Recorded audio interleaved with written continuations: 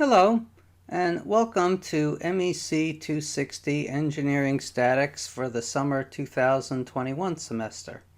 My name is Jay Mendelson. I'm a lecturer in the Department of Mechanical Engineering. My office hours are going to be by Zoom because the class is online, of course, and they'll be Monday and Thursday from 5 p.m. to 7 p.m. Eastern Standard Time. I will post the URL for the Zoom meetings as an announcement in Blackboard. Prerequisites for this course are Physics 131 or 133 or 141 or 125. And the co-requisites are MAT 203 or AMS 261, which are math classes in vector theory. If you're coming to us from a school other than Stonybrook, I would assume by now that your prerequisites, co-requisites have been approved from prior communications with our administration folks. Our textbook is called Vector Mechanics for Engineers. It's available online from McGraw-Hill. We use the 12th edition. You also get to sign up for McGraw-Hill Connect. You get to click the link in Course Tools for McGraw-Hill Higher Education. I'll have a document for you that explains how to do this. It's called the syllabus, and it tells you all the details of how to get to the website and sign up. All the course files will be stored and the announcements made through Blackboard. Homework is posted in Blackboard as an assignment. When you click on the homework assignment, you'll be automatically taken to the McGraw-Hill Connect website for that particular assignment. Normally, TAs answer emails on the homework questions and grade diagrams for homework assignments, but in the summer, I don't have any TAs. I'm the TA. So if you do have questions on homework, please come to office hours. If that's not possible, then please send me an email. I have timed the days of office hours, Mondays and Thursdays, so that they'll be in sync with the days that homework is due.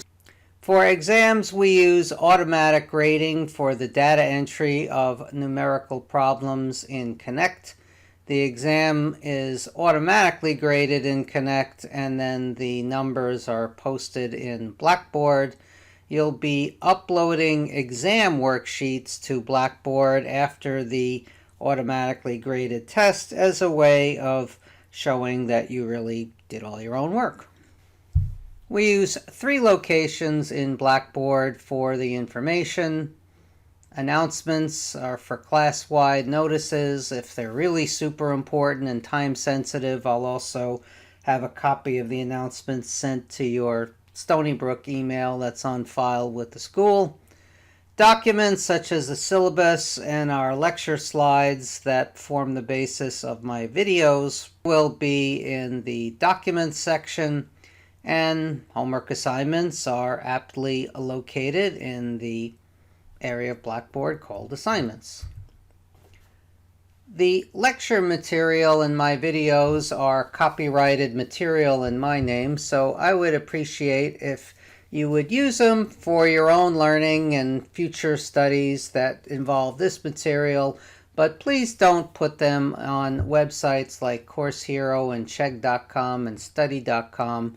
Those websites make money by selling for, I think it's $14.95 a month or so, the use of all of this copyrighted material, but the one thing they don't do is give the professors who wrote them any royalties, because it's usually students who upload the documents. People don't even know who the professors are.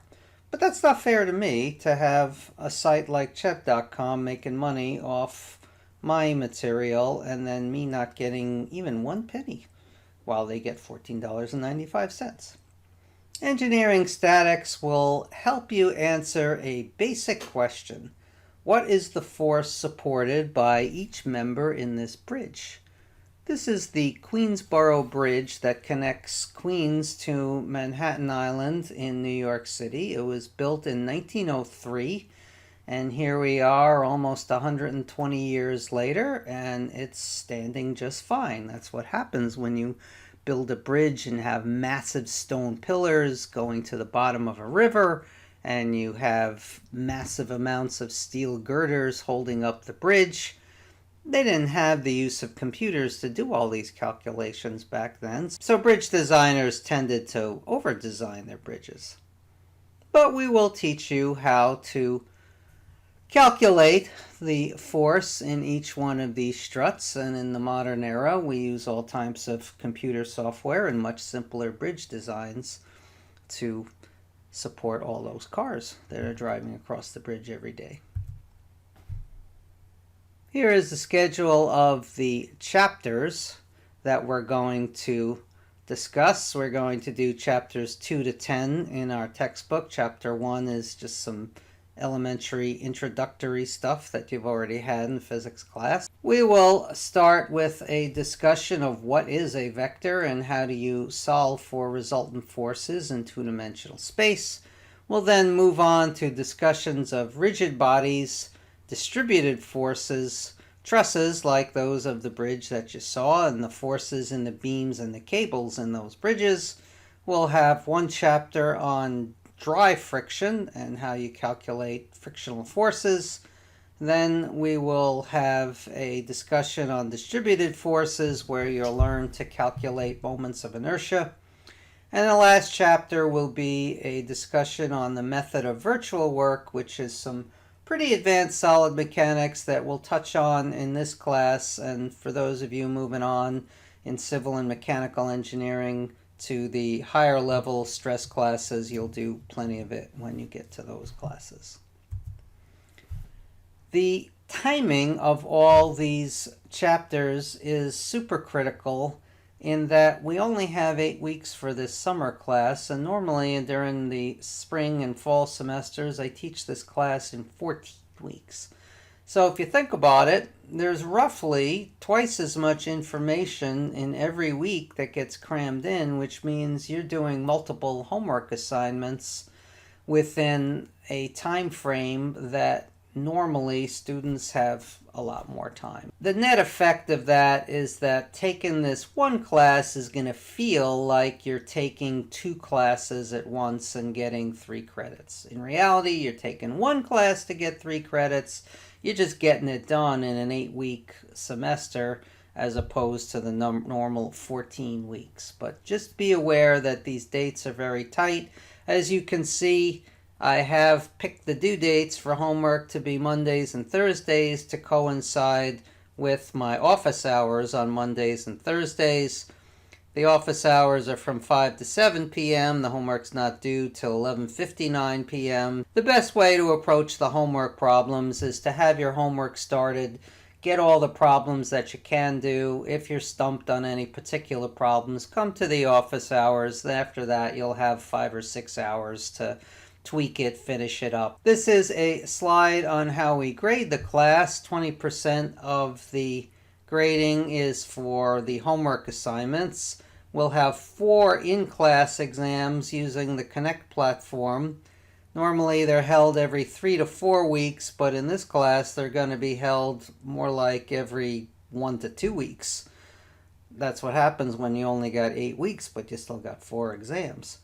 And 30% of the class will be the final exam, also done on the Connect platform. The allowed calculators are in the syllabus.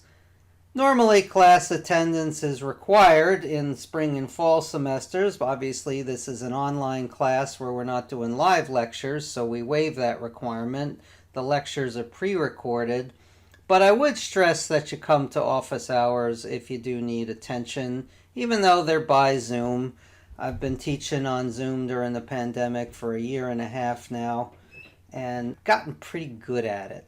And here's how the aggregate score leads to a letter grade.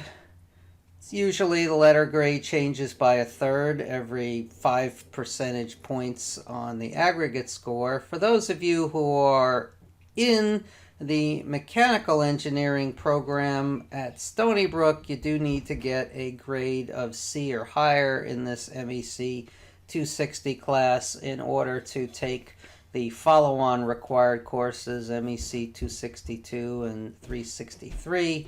If you're coming in from a different school, you may have similar kinds of requirements with your own university, but you should check them. And with that, I wish you good luck on the class. Please check Blackboard for further information. Thank you very much, and enjoy the class.